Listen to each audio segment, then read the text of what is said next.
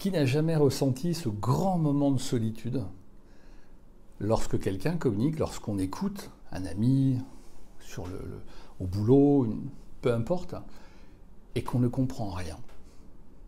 Vous savez, ces moments où on entend une voix, on entend une représentation, une conception, on entend une théorie, c'est super, mais j'ai rien compris. Bienvenue au cœur de la problématique, je dirais, du XXIe siècle, ou l'une des problématiques du XXIe siècle, c'est la communication. Dans cette nouvelle séquence, j'aimerais vraiment vous donner quelques clés. Globalement, il y en a 4. Il y a 4 clés pour pouvoir vraiment communiquer avec performance. Aujourd'hui, on sait que la communication est la clé de toute réussite, quelle qu'elle soit. Ça peut être sur le plan affectif, ça peut être de rencontrer quelqu'un, une amie, de rencontrer un ami, de rencontrer un pote, peu importe. La communication est au centre aujourd'hui de tout ce qui nous entoure. On est obligé de communiquer, on interagit en communication tout le temps, que ce soit verbal, non verbal, on est toujours en train d'interagir. Okay, plus ça va, plus il y a d'outils pour communiquer. Facebook, on a les SMS, les tweets. Aujourd'hui, on est dans un monde de communication. Et pourtant, on se rend compte qu'environ plus de 2 tiers des emails ne servent à rien. L'exemple type, vous envoyez un email pour avoir une réponse. Ok, est-ce que tu peux me donner le dossier machin? Ok. La réponse de votre collaborateur ou de l'ami, pourquoi tu veux ce dossier? Vous renvoyez un truc, parce que j'en ai besoin pour travailler sur le machin. Ok, écoute, dès que je le retrouve, je te l'envoie. Et on peut comme ça multiplier, il me semble que c'est une étude américaine qui a mis en évidence la communication par mail et surtout l'inefficacité du premier message que j'envoie par mail. Imaginez que vous ayez one shot, un seul coup à faire en communication. Vous envoyez un message, le message, c'est one shot. Le premier coup, il doit atteindre sa cible. Et si vous faites cet exercice, vous allez vous rendre compte de la difficulté de communiquer. Et je vous rassure, on est tous pareils, les publicitaires travaillent beaucoup là-dessus. Vous voyez une publicité, mais qu'est-ce qu'il veut dire? Je ne comprends pas, il faut l'avoir une fois, 2 fois. Alors il y a une intention, bien évidemment, derrière, c'est de capter votre attention. Mais un message, il doit être clair. On doit le comprendre, tout le monde doit le comprendre, en tout cas les gens qui sont concernés par ce message. Mais aujourd'hui, ce n'est pas du tout le cas. Okay, on est tous confrontés à ça tous les jours. L'idée, c'est vraiment de vous proposer 4 clés, hyper faciles. D'autres vous proposeront 10, 15, 20 clés, d'autres 3 clés, peu importe. Ce qu'il faut surtout, c'est que vous arriviez à comprendre le mécanisme de communication. Je suis moi-même dans la communication depuis très très longtemps, je l'enseigne, et je me rends compte que tous ceux qui pensent savoir communiquer, comme les commerciaux, comme les hommes politiques, on prend les hommes politiques, ils ont tous des attachés en communication, tous des assistants de communication, tous des directeurs de communication. Je pense que nous avons tous perçu la difficulté de communication sur le dernier débat présidentiel. Vous vous souvenez? Où à un moment donné, une personne part dans un grand délire avec une sorte de mise en scène comme ça complètement branque, où là on est tellement décalé par rapport à ce que l'on attend, nous, spectateurs, de ce futur poste qui est le poste de la présidentielle, que là par contre on ne comprend plus. Et comme on ne comprend plus, on décroche. Comme on décroche, on zappe. Okay, donc la communication, on prend 4 points essentiels. La première chose, le premier du premier, c'est qu'est-ce que je veux dire? Il faut que je sache, je sache exactement ce que je veux dire. Oui, je veux ça, oui, mais concrètement, qu'est-ce que je veux? Vous voyez? Concrètement, qu'est-ce que je veux? Qu'est-ce que je veux atteindre? Qu'est-ce que je veux obtenir? Qu'est-ce que je veux? Un enfant qui vous demande un bonbon, il va vous montrer du doigt, il va vous montrer la boîte de bonbons s'il ne sait pas parler. Quand il commence à parler, il va vous dire bonbon, bonbon, bonbon. Et là, vous allez le reprendre avec sujet, verbe, complément. Papa, je veux un bonbon. Super. Et quand il va grandir, ça va être... ça ne te dirait pas de manger un bonbon? Donc déjà, je passe par la négation. Ça ne te dirait pas. Pourquoi? Ou je me mangerais bien un bonbon. La communication, elle va petit à petit se tordre, entre guillemets, au fur et à mesure qu'on va grandir. Pourquoi? Parce qu'on est envahi tout autour, en permanence, on est envahi de signaux communicationnels, tout le temps. La publicité, que ça soit auditif, que ça soit visuel, que ce soit même presque kinesthésique, on est toujours envahi d'informations, de communications, qui sont des communications qu'on appelle, en tout cas dans notre jargon, distordues. Elles sont tordues, distordues en permanence. Okay, on va vous montrer à un moment donné un arbre, voilà, vous allez avoir un arbre, et puis rien. On vous montre juste l'arbre sur un spot publicitaire, bon, et puis ça passe. Et puis au bout de quelques jours, le spot revient, puis on vous dit, bah oui, c'est pour un déodorant bio. Ah ouais, d'accord, donc je comprends le truc d'avant, enfin, ça demande une gymnastique qui fait qu'au jour d'aujourd'hui, bah on est tous dans cette gymnastique-là. Ça veut dire que le message, il est tordu, distordu, recomposé, reconstruit. On ne comprend la plupart du temps rien. Donc, on va aller à l'essentiel. Première chose, première clé, il faut absolument savoir ce que je veux dire. Qu'est-ce que je veux dire? Qu'est-ce que je veux atteindre? Ok? Qu'est-ce que je veux dire? Qu'est-ce que je veux atteindre? Plus votre élément à vous est clair, plus il sera clair pour les autres. Vous pouvez faire ce que vous voulez. S'il n'est pas clair pour vous, si vous êtes dans une émotion trop importante, vous allez transmettre l'émotion. Mais le cœur du message, le centre même du message, il ne va pas passer. La personne ne va entendre que l'émotion. C'est ce qu'on appelle la communication émotionnelle. Là, la plupart des gens sont très très forts, notamment dans la colère. Ok, tout ça on est très fort. Mais le cœur du message, concrètement, qu'est-ce que je veux dire? Ok, donc première clé. Qu'est-ce que je veux dire? Qu'est-ce que je veux atteindre dans ma communication? Qu'est-ce que je veux dire à cette personne? Qu'est-ce que je veux dire à ces gens? Qu'est-ce que je veux leur dire? Okay, je dois au préalable être sûr que ce que je veux dire, mon message, ne soit pas quelque chose de complètement branque. Parce que si moi-même je ne suis pas clair ou je veux ça, mais je veux ça, mais le contraire, grand classique. Mais tu veux ça ou tu veux ça? Donc je dois être clair aussi avec moi-même. Donc je dois absolument savoir ce que je veux. Okay, vous l'écrivez, vous prenez une petite feuille. Chose très importante dans les outils, quand vous communiquez, ayez toujours un bloc, une feuille, avec un papier au préalable sur lequel vous avez noté une sorte d'architecture de votre communication. Alors là, j'en ai pas, je le fais en live, mais moi, c'est aussi un peu mon travail. Mais ça n'empêche que si je devais faire une communication différente, j'aurais une architecture, je me ferais une sorte un peu de petit synopsis dans ma tête pour pouvoir justement savoir le dérouler, comment je vais dérouler ma communication. D'accord? En ayant toujours comme point de départ ce que je veux dire, mon objectif. D'accord?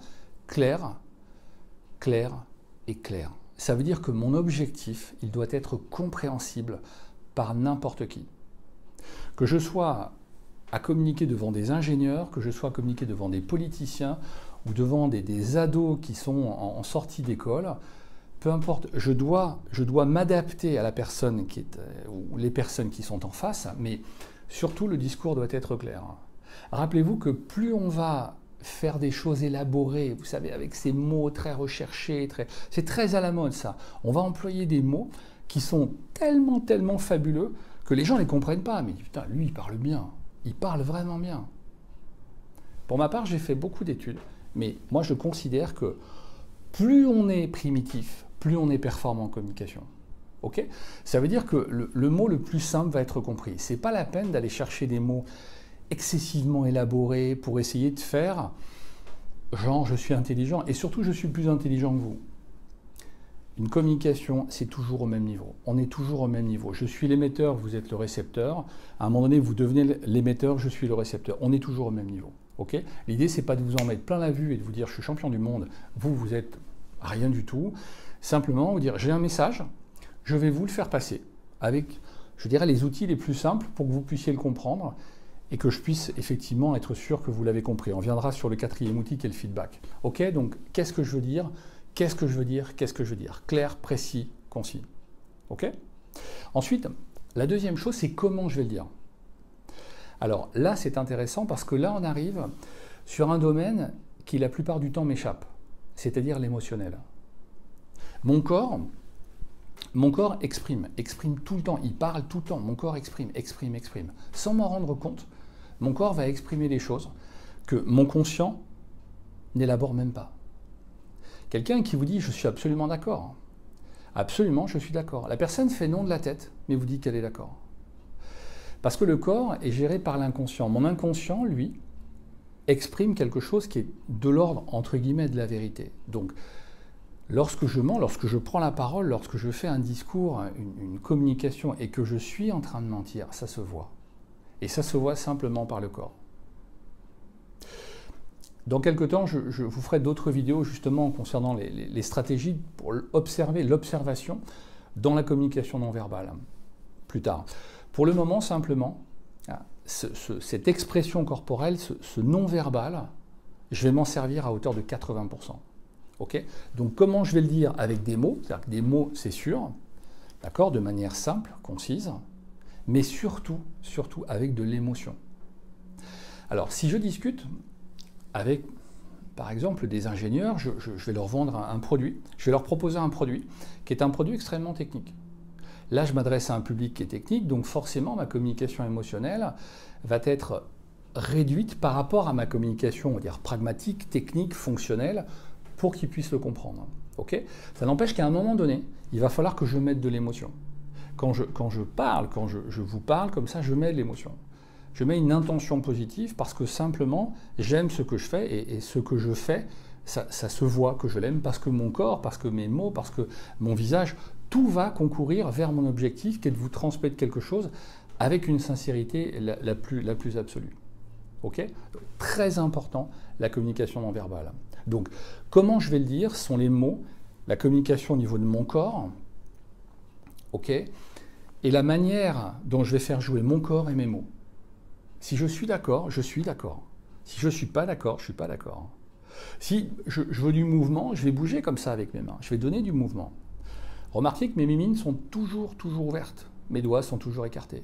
Pourquoi? Parce que je suis dans l'ouverture.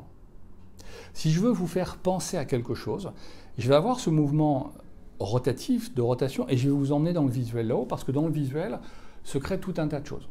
Si je veux vous emmener dans le ressenti, je vais avoir un mouvement qui va être beaucoup plus vers le bas. Okay ? Donc, tout mon corps va concourir à confirmer ce que mes mots sont en train de dire. Et là, c'est ce qu'on appelle l'accordance dans la communication. Je suis dans un accord parfait. Ok? Voilà, ça c'est la deuxième clé. La troisième clé, c'est quel est l'intérêt pour la personne? C'est-à-dire, qu'est-ce qu'il fait? Qu'est-ce qu'il va faire qu'elle va m'écouter? C'est ce qu'on appelle créer de l'attention. Je vais communiquer à des enfants, je sais pas, des enfants par exemple de 6e qui sont au collège, et je vais leur expliquer quelque chose qui les dépasse complètement, dont ils n'ont absolument rien à faire. Bah, globalement, je vais en perdre à peu près 90%. Il y a 2-3 qui vont me suivre, parce que dans leur famille, c'est des familles d'ingénieurs, de chercheurs, de machin, mais la plupart vont décrocher. Pourquoi? Parce que l'intention, c'est-à-dire ce qui va faire que je vais les accrocher, ne fonctionne pas. D'accord? Par contre, ces mêmes enfants, vous leur parlez de jeux vidéo, alors là, vous les accrochez tous. D'accord? Donc, très important de savoir qu'est-ce qu'ils vont avoir comme intérêt à m'écouter, qu'est-ce qu'ils vont, dans leur écoute, qu'est-ce qu'ils vont faire de ce que je vais leur dire. C'est-à-dire, ils vont accrocher la communication, ça va les intéresser, donc on va être en interaction. Ok? Le fameux gagnant-gagnant. Je vais t'expliquer pourquoi tu as intérêt à m'écouter, parce que tu vas gagner à m'écouter. Ok? Très important. Et ensuite, le quatrième point, qui est vraiment, alors, surtout pour moi qui est une expérience un peu différente de la plupart d'entre vous, notamment dans le transport aérien, c'est le feedback. Qu'est-ce que le feedback? Le feedback, c'est le collationnement. Je dois avoir un retour sur ma communication. J'envoie un message, ok, est-ce que tu peux, je ne sais pas, faire ça, faire ça? Ok, je m'en occupe. La personne me renvoie le ok, je m'en occupe. Mais ok, je m'en occupe, ça veut dire quoi? Je ne sais pas si elle a compris mon message. Donc, je vais demander ce qu'on appelle un collationnement, c'est-à-dire je vais demander de me répéter, être sûr et certain que la personne a réellement compris ce que je lui demande. Parce que la plupart du temps, Je pars à la cuisine avec une information, c'est d'aller chercher de la moutarde, et je reviens avec un broc d'eau. Mais j'ai oublié la moutarde. Parce que dans mon message, lorsque moi, émetteur, j'ai envoyé le message, va me chercher la moutarde, il y a une sorte de perturbation à un moment donné, clac, et c'est le broc d'eau qui vient, et finalement, je suis dans la cuisine, je ne sais plus trop où j'en suis, ça m'ennuyait un peu de venir dans la cuisine, donc bref, je reviens avec le broc d'eau. Voilà. Quand j'envoie un message, je m'assure que la personne ait compris le message, ce qu'on appelle le feedback. Ok ? Assurez-vous quand vous envoyez un message, et notamment un mail, que lorsque on lise votre mail, on soit assuré d'avoir toutes les informations pour vous répondre. Ok ? Quand vous écrivez un mail, ou quand vous formulez, mais le mieux c'est de le faire par l'écrit, parce que vous allez comprendre le mécanisme de la communication. Je demande quelque chose à quelqu'un, je dois être sûr, en tant qu'émetteur, que ce que je demande, tout ce que je demande, tout ce que je mets dans ma demande, va pouvoir constituer une réponse pertinente pour moi. Ok ? Donc ma communication ne peut être réussie que si j'ai ces 4 points. Alors, après, on pourrait développer, mais l'idée, c'est pas de le faire maintenant dans les communications stratégiques, tout ce qui est non-verbal, ce que je vous expliquais tout à l'heure, ça fera l'objet d'autres vidéos. Mais rappelez-vous vraiment ces 4 points. Le qu'est-ce que je veux dire, donc vraiment la structure du message, le comment je vais le dire, donc les mots, le corps, hein, tout ce qui est communication non-verbale. Ensuite, l'intérêt, c'est-à-dire les interactions, l'intérêt de mon message pour l'autre. Il faut que j'intéresse la personne à mon message. D'accord ? L'intérêt, les interactions. Et ensuite, le feedback. Le feedback, c'est être sûr que mon message est bien parti, a été compris, et j'ai la confirmation qu'il a été bien compris. Donc, la réponse sera pertinente. Parfois, je sais bien, la réponse n'est pas tout à fait pertinente, mais moi, en tout cas, dans mon message, au départ, dans l'envoi de mon message, tout y est. Ok ? 4 clés. Si vous avez ces 4 clés, si vous mettez en place ces 4 clés tout le temps, vous aurez globalement entre 80 et 90% de réussite de votre communication. D'accord ? Je vous souhaite une bonne continuation. Je vous dis à bientôt sur ma chaîne YouTube. N'hésitez pas à vous abonner. À très bientôt. Au revoir.